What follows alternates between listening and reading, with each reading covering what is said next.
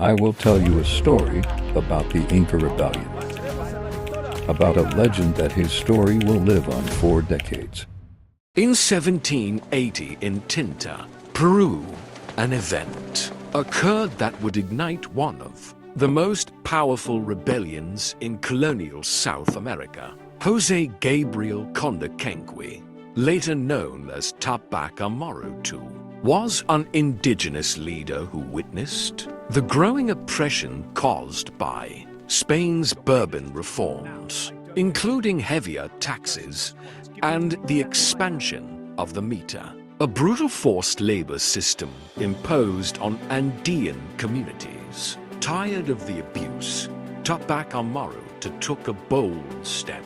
He arrested Antonio de Arriaga, the corrupt Spanish corregidor of Tinta, accusing him of extortion and cruelty. Soon after, Arriaga was executed by the rebels. What began as a legal accusation quickly turned into a full-scale rebellion. The uprising was not chaotic. Túpac Amaru built alliances with indigenous leaders, mestizos, and even some Creoles who opposed Spanish control. His wife, Micaela Bastidas, played a critical role by organizing communication, supplies, and strategy. Together they demanded reforms such as the abolition of the mita, an end to abusive taxation, and the return of stolen indigenous lands. As news spread across the Andes, towns joined the rebellion. Rebel forces attacked colonial officials, blocked trade routes, and invoked the memory of the Inca Empire to inspire support. The movement grew quickly but lacked strong weapons and relied mainly on local support and surprise tactics. The Spanish colonial government responded with overwhelming force. Militias and allied groups launched brutal campaigns to crush the uprising.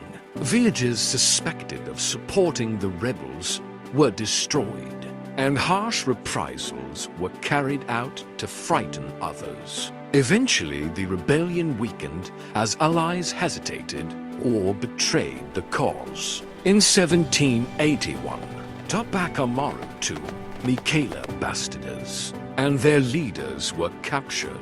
The Spanish authorities staged a public execution in Cusco on May 18, 1781, intending to destroy the rebellion and intimidate the population.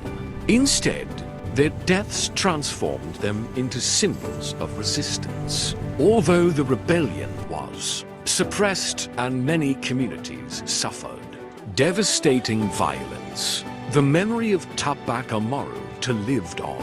His uprising raised a powerful question about sovereignty and justice in the Andes, and later inspired independence movements across South America.